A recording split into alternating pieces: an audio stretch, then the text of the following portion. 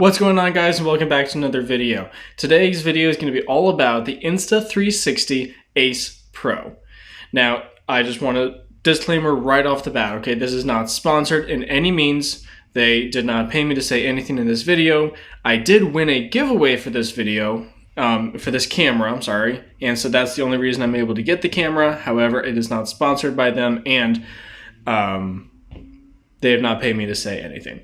Now, I do want to clarify, you're not going to be able to actually see the AcePro in this video because this challenge that I'm doing right here is to make sure that everything about this video is filmed on the AcePro.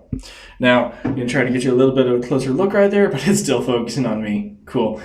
This is a very, very versatile camera. First of all, this screen actually does actively flip up and down so that you can see what you're doing very easily. From the back like this, I can see everything going on. I can even adjust it as we're going. And then if you flip it up and turn it around like this, I still have that view right there and I can see everything that's going on. So that pop-up screen is an awesome, awesome feature that most action cameras don't have.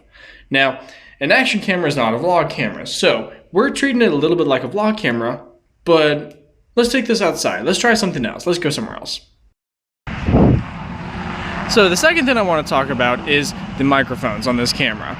This is actually heralded as one of the best microphones for the cameras out there. However, I haven't really tested it. So I'm walking outside my house right now and there's a busy street next to me. There's some lawn work going on down the road.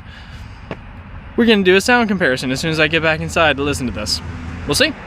Alright, so I don't know exactly how that went. I don't know how the microphones really worked all that great on that. But the next thing we need to talk about is the actual camera itself. Now, this camera comes with a couple stats, and I've got the website up here, took a couple notes, so you can find all of the different stats and specs on the website. However, let's just go over a couple real important ones. The first one is the sensor size. So they actually co-engineered this camera with Leica, which has been known for a long, long time to produce wonderfully awesome sensors. And this one comes with a 1 by 1.3 inch sensor, which means it's gathering a lot of data right there. It has an f2.6 aperture, it's a 16 millimeter focal length. The different formats and resolutions it shoots in can range very, very greatly, but it can shoot at 8K at 24 frames per second, 4K 16 by 9 by 120 frames per second max. Now, if you want to go into the slow motion field, you can shoot 4K 16 by 9 at 120 frames per second, or you can tone down the resolution to 1080p 16 by 9 format and run it at 240 frames per second. So a big difference there, literally twice the speed, but you lose a little bit of the resolution. Now, the AcePro has this really cool feature where it can actually take photos as well. So it's not just a simple video camera, action camera, it can also be a photo camera. Yeah, that I just know my editor is going to put like one of those little notes he has up here, like a counter. You know, I just know he's going to do that. But well, blooper, you ready? I'm the editor.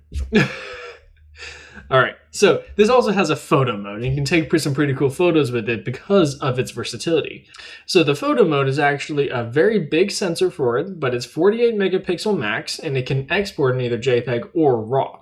And at 170 megabit per second bit rate, you're getting a lot of information you can do a lot of stuff with in post. Now, I'm going to try to use this a little bit of a segue to talk about the post-production that Insta360 gives you with its cameras. The AcePro has a really cool feature built in, and I'm going to try to utilize it in a second and show you something pretty cool.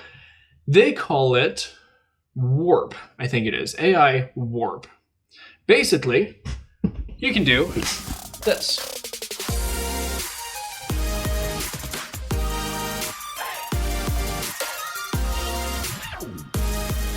Did that work? I hope that worked. I have no clue if that worked right now because I'm recording this and I'm going to have to do that in post. So if that didn't work, I might be doing this a couple times. So I recorded all this yesterday and I'm editing it right now, as you can probably tell. And I just had a couple final thoughts that I wanted to round out this video with. The first thing I want to talk about is the AI Warp feature that I mentioned. And more important than that, Insta360's native post-production software.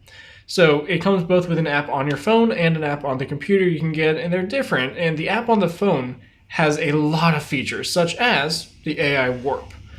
Now, AI warp is one specific thing that is limited to the Ace and the Ace Pro, this camera, the Ace Pro, and its lower level tier Ace.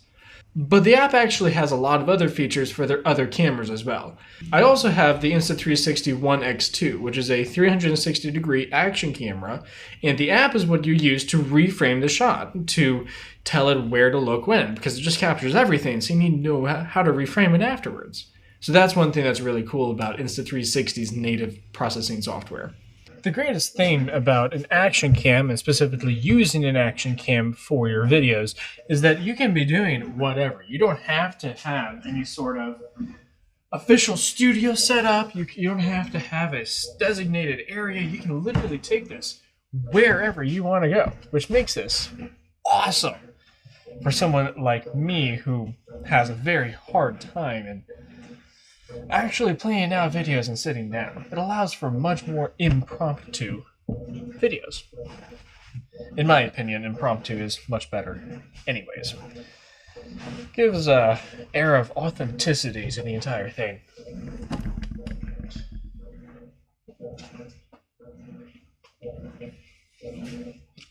See, just like this, I'm folding laundry, and normally this would be a kind of a weird spot to do it. I'd have to set up a couple of different lights, I'd have to set up a camera, I'd have to set up a tripod, maybe a microphone, but since I'm using an action camera, we're already here. It's already set up. It's all included. And that makes it easy.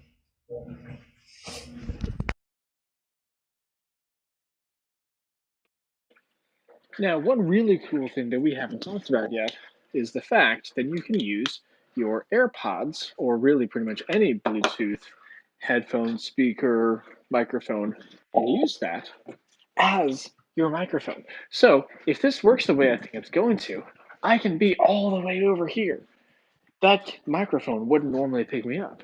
And yet, since I'm using the Bluetooth headphones, it does.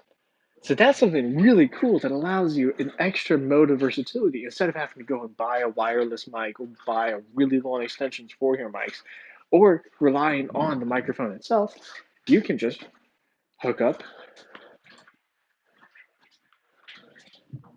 your AirPods. That's pretty sweet. In my opinion, that's pretty sweet. The AirPods and the Bluetooth functionality, that didn't work very well. I didn't realize that while I was recording it. I thought it was fantastic, and one fantastic thing about it is the steadiness of the volume as I traversed all the way over across the other side of the laundry room while I was right up next to it. It was very steady all the way across.